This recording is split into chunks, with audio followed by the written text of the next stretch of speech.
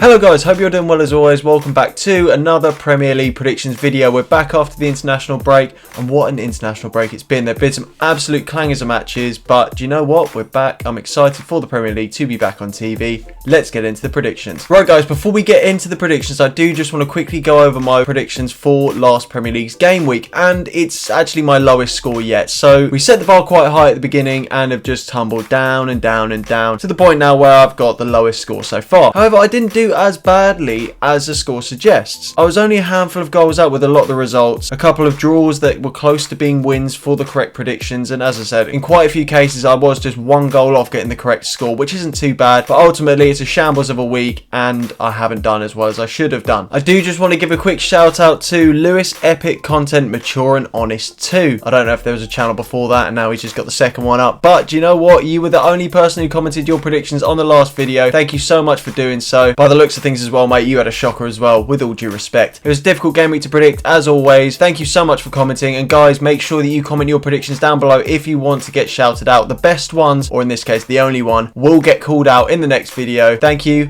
Let's get on with the video. Now, the early kickoff on Saturday is Watford at home to Liverpool, and this should be a good game because although Liverpool have won 4 of their last 5 games, the last game was an emphatic win for Watford, 3-0. Ismaila Sarr scoring a double and Troy Deeney, who's obviously not here anymore, scoring the other. So what does this mean for this game? Well, Watford are in 15th place and Liverpool are in 2nd, so obviously Liverpool are the clear favourites for this fixture. However, Watford have looked pretty solid in most of their games. They certainly don't look out of place in the Premier League, having come up from the Championship last season. With that being said, however, I think Liverpool have got way too much firepower for Watford to handle, even with the cycling GK in goal. I don't think that he's going to be able to stop them, and I think that Liverpool are going to run riot. I've captained Salah in my fantasy team. I'm going to go for a 3-0 win to Liverpool. Next up, we've got the first of the 3 o'clock kickoffs, and we've got Aston Villa at home to Wolverhampton Wanderers. This should be a very closely fought fixture, with both teams not quite performing to the heights that they would have liked, and in their last 5 games they've both won 2 each and drawn their last game. Wolves had a tricky start to the season, losing all 3 of their first games, but with that being said, they've found form. Hwang Hee-chan has hit the ground running since he signed for them, and Wolves have picked up their form dramatically in their last few games, winning their last couple. Villa also had a slow start to the season, but they've still looked solid throughout this campaign, so it's going to be a very tricky game to predict. I can't actually quite pick a winner between the two sides, so I'm going to go for a 1-1 draw. I don't think there's going to be a huge amount of goals, but I do think it will be a very closely fought game between the two sides, hence why I can't pick a winner between the two, so I'm going for a 1-1 draw. Next up, we've got 13th place against 4th place. We've got Leicester against Manchester United, 2 teams who aren't in the position in the league that we thought that they would be at the start of the season. Maybe Man United if you're pessimistic, but I say this every week about Leicester. They've struggled to hit the ground running, and that is still the case with draws against Burnley and Palace in their last 2 games. Manchester United, on the hand, had a strong start to the season but have dropped off slightly in their last couple of games. That loss against Young Boys in the Champions League really set the tone for their drop in form in the last few games. I'm going to keep this one short and sweet. I think that this could be the game that kickstart Leicester's season. Ronaldo had a strong international period, but ultimately Manchester United's lack of confidence in the dressing room at the moment I think is going to hurt them, and I think that it's a great opportunity for the likes of Jamie Vardy and Harvey Barnes to really light up this game, especially with a home crowd backing them, and I think that they're going to edge it 2-1. I don't think that Ronaldo is going to be enough to break down that defence on his own, and ultimately Manchester United have looked like they've struggled to create chances, hence why I'm going for a Leicester win. Hopefully for their sake this is the game that kickstarts their season, but I'm well aware that I could be wrong. Up next now, we've got a potential giant killing on the cards. We've got Manchester City at home to Burnley, 3rd place against 18th place, and Burnley have looked so flat this season, reflected in their 0-0 draw with Norwich last game. In 3 out of their last 4 games, Manchester City have managed to hit 4 or more past Burnley, and I think that that's going to be the case in this game, hence why I'm going for 4-1 to Manchester City. A bit of a surprise for some people maybe that I'm going for a Burnley goal, but I can see Chris Wood or someone popping up and catching one of the Manchester City defenders sleeping in the box. Ultimately, I do think it's going to be very comfortable for Manchester City, and that goal isn't going to shake them at all. The next 3 o'clock kickoff that we're going to focus on is Norwich at home to Brighton, and can we please just take a moment to recognise how well Brighton have done this season. I've said before that I've been a fan of Graham Potter for a long time, and I'm so glad that his Brighton side are absolutely smashing it at the moment. I feel like they're a very likeable team, and up against a team who have been been as weak as Norwich this season, I can only see them taking no prisoners unless they find their form from last season and just cannot find the back of the net. I don't think that'll be the case though, especially with Norwich averaging less than 0.3 goals per game so far this Premier League season. It's just not good enough, and I can only see them going down at the end of the season. Brighton, on the other hand, I think they've got quality going forward, and that signing of Cucurella looks like a fantastic prospect and a great prodigy that they've got on their hands. So I can only see this going one way. I can only see it being a Brighton win. I don't think it's going to be huge, but I think that they are going to win 2-0. Getting the likes of Morpay firing is going to be absolutely crucial for them in this game, and I think he's going to take this game by the scruff of the neck and make Norwich pay. Now, the last 3 o'clock kickoff that we're going to focus on is Southampton at home to Leeds. It's 17th against 16th place in this game. Two teams that have struggled for form at the beginning of the season, and Leeds especially one that has surprised me as being so low down the table. Looking at the two starting 11s head to head, I feel like again you can only really favour Leeds, because although Southampton looked fantastic against Chelsea and were ultimately lucky to actually lose that game, the absence of James Ward-Prowse is going to really hurt them, not only as a creative player, but having your captain on the pitch is crucial,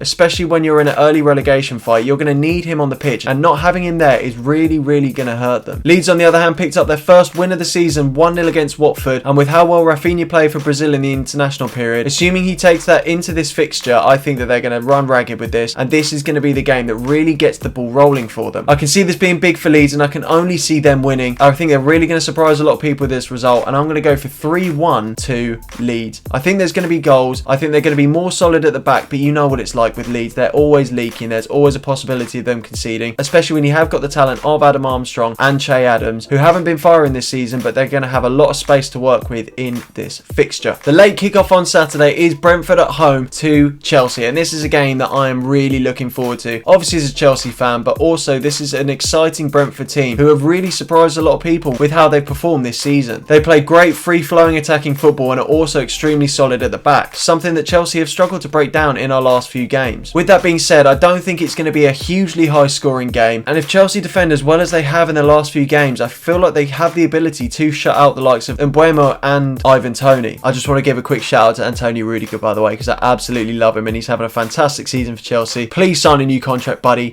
because I love you. We all love you. Comment down below if you love Rudiger. That's not happening. Chelsea obviously top of the league, and Brentford in 7th place. Who would have thought it? Look, my Premier League predictions video, I said that they finish outside the relegation zone. I can't remember if I had them in the top 10 or not. I had them in or around it. But either way, they've surprised a hell of a lot of people in how well they performed this season. Regardless of that, however, I am going to go for a Chelsea win. If I didn't, you know, what kind of a Chelsea fan am I? I think we're going to win it 2-0. I do acknowledge how great Brentford are going forward, but I think the Premier League quality that Chelsea have and the way that this season we've been winning games that we shouldn't really win, I can see us edging this but making it look comfortable via the scoreline. And as I said, I think we're going to win 2-0. Come on, Chelsea. On to the Sunday games now, and we've got Everton at home to West Ham United. And this is a really great game because West Ham are performing slightly better than I thought they would be. They've carried on their form from last season, but that's dropped off slightly in their last few games. Everton, on the other hand, have blown me and I think a lot of other people away, because at the beginning of the season, looking at the signings they brought in and Rafa Benitez, no disrespect to Rafa Benitez because he's obviously a brilliant coach. However, I never expected them to be 5th place at this point of the season. The point that they earned against Manchester United is going to give them a lot of confidence going into this game, especially being at home. I think that's going to give them an advantage as well. West Ham obviously unlucky to lose that Brentford game, but ultimately it is a loss that they would have liked to avoid, and it's a big opportunity for those players to step up and try and make amends for that and try and get a win. Despite the home advantage, I do think that it's going to be a draw. I think it's going to be a very entertaining game because going forward these two teams have got a lot of quality. I don't think there's going to be a huge amount of goals, but I think that it's not going to be a boring game by any means, and I'm going to go for, do you know what, scrap what I just said, I'm going to go for a 2-2 draw. I think there's going to be goals, and I think it's going to be a cracker of a game to start off that Sunday with a bang. The second kickoff on Sunday is Newcastle at home to Tottenham, and I think this is going to be a great game. The Newcastle takeover obviously happened during the international window. I'm so happy for Newcastle as a club and Newcastle fans, but in about 5 years time when they've won their 3rd Premier League title in a row, it might be a bit tedious. Regardless of that though, Tottenham are going to be extremely affected by the international period, with about 3 or 4 of their players unlikely to play because of fixture congestion, and I'm pretty sure some form of quarantine rules when they come back from their respective countries. The likes of Christian Romero, Giovanni Lo Celso, to name just a couple, who are extremely unlikely to play in the next fixture. And the fact that Newcastle have now got rid of Mike Ashley, I feel like there's going to be a new lease of life breathed around that club. St Andrews Park is going to be rocking for this game, and I can see them nicking a point here. In fact, I'm going to go for a draw. I'm going to go for a 1-1 draw. I think that Spurs have obviously got the quality to beat Newcastle, but I think that this new boost that Newcastle are going to have is going to lift them, and the atmosphere inside that stadium is going to be electric. Thogden, mate, I'm looking forward to the vlog. He's not watching this, but if he does, class. Thogden, if you're watching, comment down below, because that'd be ace. He's not watching. As said though, guys, I'm going to go for a 1-1 draw in this game. I think it's going to be upset for Tottenham, upset for Nuno. I think Nuno's a great coach, by the way, just as a little caveat, and I want to say I think he gets a lot of unwarranted stick, and I hope Tottenham stick with him because he is the right man for the job, in my opinion, to build Tottenham into being a good side. It might take a couple of seasons, but I think he's the man for the job. Moving on into the last game of the game week, it is Arsenal at home to Crystal Palace, a London derby of sorts. I don't know how much rivalry there is between these two teams, but regardless, it's a geographical rivalry. Crystal Palace are another team who have outdone my predictions so far in terms of where they would be at this point of the season. I thought they'd be a lot lower down the table and have shown a lot more character and fight than I thought they would at this stage of the season. After an understandably poor start to the season, Arsenal have rescued a hell of a lot of points since then, winning 3 out of their last 4 games, obviously the draw in their last match against Brighton, which is respectable considering how well Brighton have played this season. Irrespective of that and the international break, Arsenal will still be feeling the high of that win against Tottenham, and I think that that's going to be a similar case for this match. Despite how well that Crystal Palace have been playing and how they've outperformed my expectations so far, they still look pretty lacklustre in some areas of the pitch. Defensively especially, they concede an average of 1.57 goals per game, and you can't be that leaky at the back when you're not scoring enough to counterbalance that. Arsenal, on the other hand, have conceded 1 goal in their last 4 games, which is fantastic by their standards, especially after that thrashing against Manchester City. I think it's going to be relatively comfortable for Arsenal. However, Crystal Palace have certainly got the ability to shock them. I don't think that they will, however, and I'm going to go for a 2-0 win to Arsenal. I think they'll be fine. I think they'll be very comfortable in this, and as much as it pains me to say an Arsenal win, I think that Arsenal will win this one fairly comfortably. Right guys, thank you so much for watching. Make sure you hit the like button down below, subscribe if you don't want to miss any more of these videos. I've also got a FIFA career mode series which I'm loving doing at the moment, so I'd really appreciate it if you check that out. Comment your predictions down below as well, because if you do comment and you're the only one, you'll get shout out, and if there's a handful of you guys, then I will be picking the best 2 or 3. Well, okay, that's a bit ambitious to expect 2